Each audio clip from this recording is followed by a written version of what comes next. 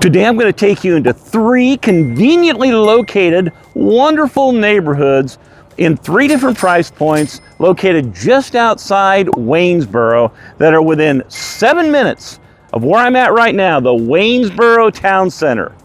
And if you hang around to the end of this video, I am going to tell you about an interesting connection between the city of Waynesboro and the state of Montana over 1,550 miles away. I wonder what that could be. Well, it sounds pretty crazy, so stay tuned until the end of the video so you can find out what that is. But before we do all that and a lot more things, let's go ahead and get started right now.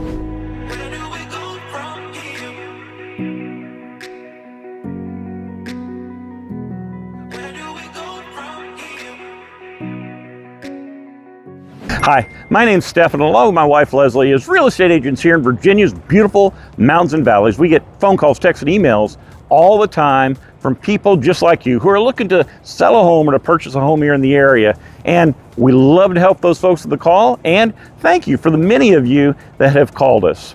So if you're looking to move 9 days, 90 days, whatever the case is, call us, text us, email us. We will help you sell your home or find a home. Also, if you like our channel, we'd love it if you click on that subscribe button, touch that bell icon. Not only does it help us, but it helps other individuals just like you, or who might be like you, who are interested in learning more here about Virginia's beautiful mountains and valleys, as it helps to spread the channel and get that message out. As I mentioned, today we are going to look at three neighborhoods just outside Waynesboro. As a matter of fact, all of them are on the south side of Interstate 64 that are within 7 minutes of where I'm at, and that's the Waynesboro Town Center.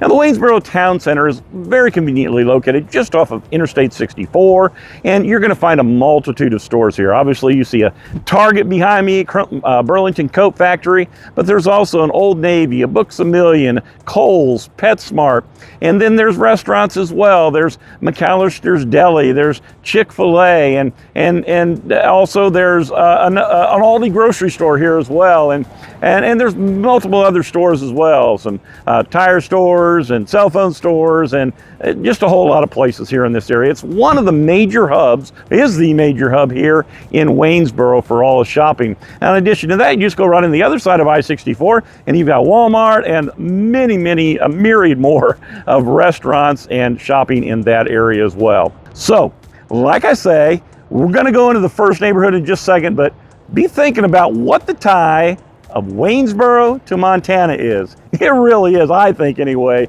an interesting story. So hang around to the end, but let's go ahead and let's get into our first neighborhood. All right, so we're in our first neighborhood here, and one of the things, if you get to some of the homes in the top of the hills, you have some beautiful views in this neighborhood. And the neighborhood that I'm talking about is the Ivy Ridge neighborhood, which is located 7 minutes away from the Waynesboro Town Center that we just talked about. And additionally, it's right on near the intersection of the Fishersville, it's in the Fishersville neighborhood, right on the intersection of Tinkling Springs Road and Interstate 64. So it's very conveniently located. Now, this neighborhood has some beautiful, beautiful brand new homes in it, and many, many homes are currently being built here as well. Now, the homes are being built by company Shields Construction, and they've been in business for 55 years, and they're a very reputable company here in the area. Now, all of this, in this neighborhood, there are two types of properties. There are single-family attached homes, condos, duplexes, villa-style homes, and there's also the single-family detached homes, which is what you're seeing right now.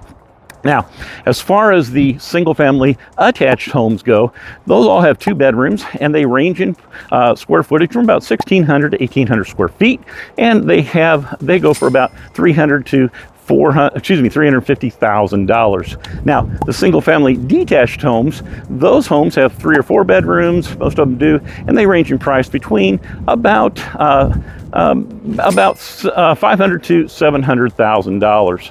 Now, the single-family homes sit on lots that are about 4/10 of an acre to 2/3 of an acre, and there is a 75 $1 or $100 monthly association fee here, according to whether or not you're in one of the attached or detached homes. So I'm going to take you right around the corner here, and we're going to take a look at a home here that is brand new and that just got a contract on it the other day.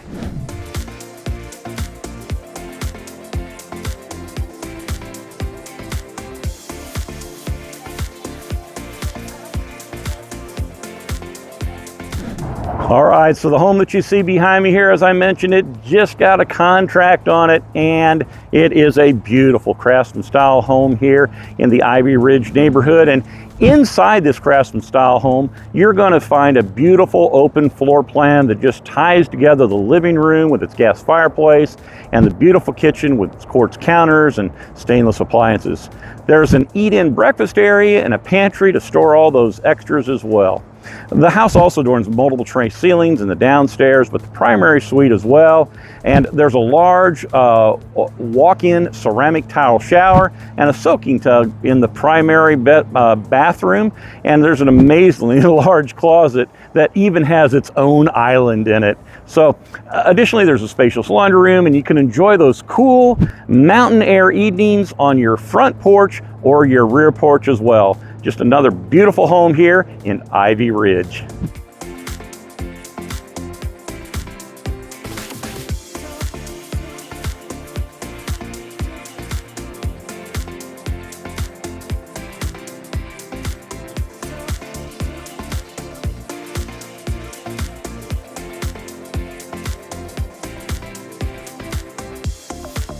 All right, well, for our next neighborhood, I'm going to stay in the car because there is so much room between the homes out here. I wouldn't get between one or the other by the time I'm done talking to you. So I'm just going to drive. But that neighborhood is Windy Grove Farm. Now, Windy Grove Farm is a neighborhood that if you like horses, oh my goodness, this is the neighborhood for you. Not only to have one, but to ride one. I mean, with only a few lots, just a handful that are less than 2 acres.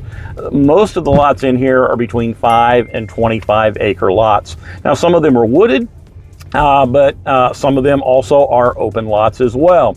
Now, the homes in this neighborhood have build dates between 1987 and 2018. Now, additionally, the homes have values, a very wide range, between about $500,000 and $1.1 million. Now, most of the homes here are 3 or 4 bedroom homes. Hey there. Most of the homes there are 3 to 4 bedroom homes, and they have between 2,100 and 5,600 square feet of living space, and there is a $500 a year fee to live in this neighborhood. But like I say, it's an amazing spread out neighborhood, and I'm going to go show you one of the homes right now that recently sold in this neighborhood.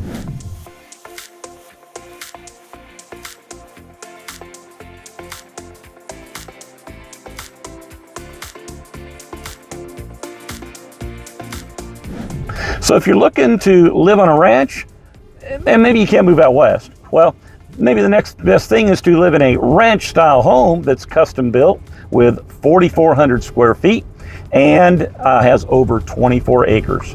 And that's exactly what we've got here in this neighborhood.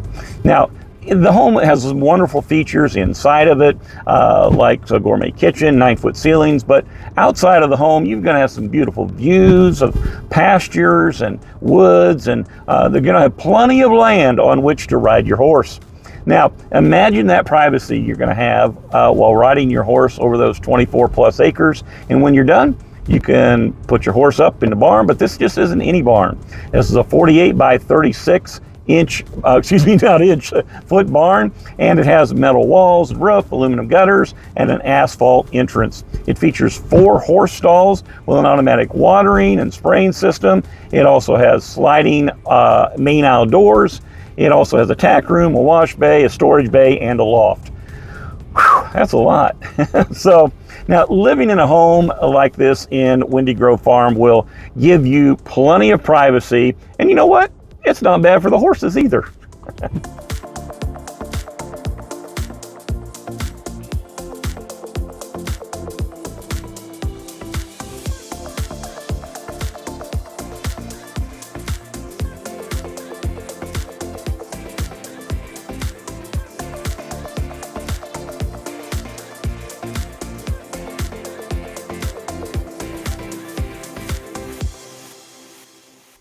All right, so for our last neighborhood, we've just moved just a few miles up the road here, and we're in a very affordable yet very nice Nottingham neighborhood. And the Nottingham neighborhood is less than 5 minutes away from the Waynesboro Town Center that we started at there at the beginning of the video. Now, because of its proximity to Interstate 64, this is another great neighborhood if you work in Charlottesville and you're looking for a bedroom community to commute over there. Now, most of the homes here in this neighborhood were built between 2001 and 2009, and they range in value in about the $400,000. As a matter of fact, there are some at $350,000 to $400,000, but most of them are in that $400,000 range. Most of them have 3 to 6 bedrooms and sit on lots between 1,500 and 3,500 square feet, and they have acreage about 1/4 to 2/3 of an acre. Now I'm going to go ahead and I'm going to take you right around the corner, and I'm going to show you the most recent house to have sold in this very nice neighborhood.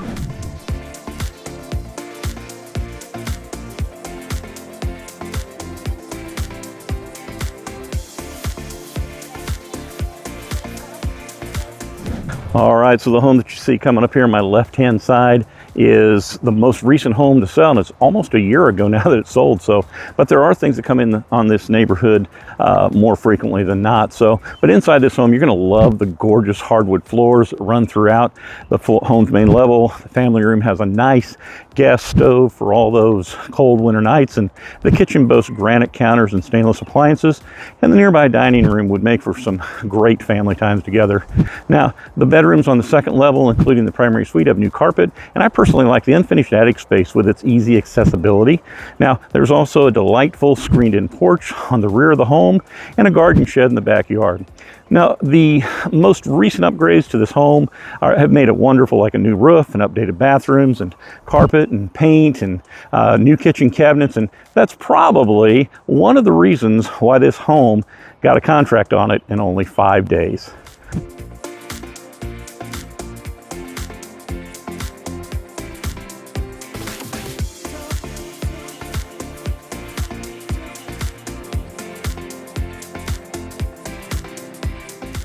All right, so at the beginning of the video, I told you that if you hung around until the end of the video, I would tell you an interesting connection between Waynesboro, Virginia and the state of Montana. Well, this connection takes place back in the Civil War days.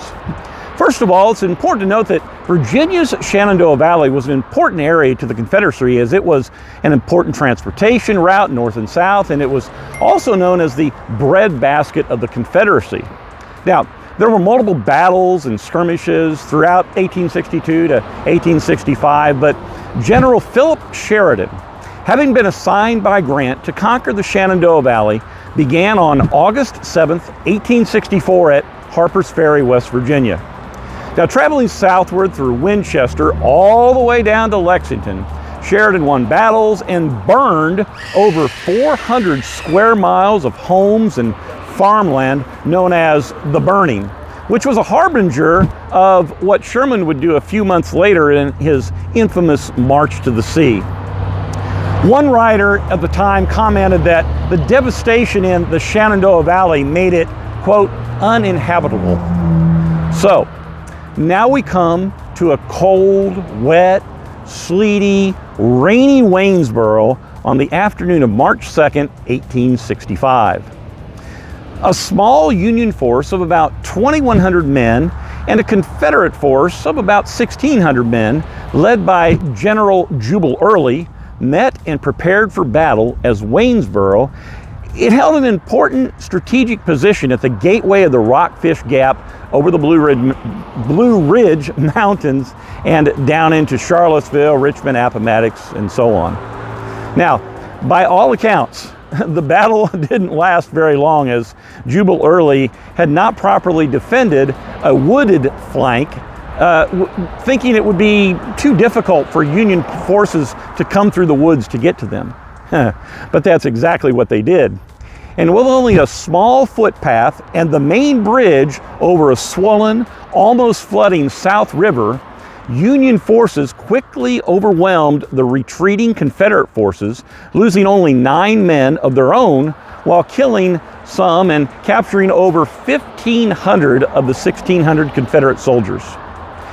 Confederate General Jubal Early and a few men, however, escaped, and however, though, they never fought again as they made their way to hide in Mexico.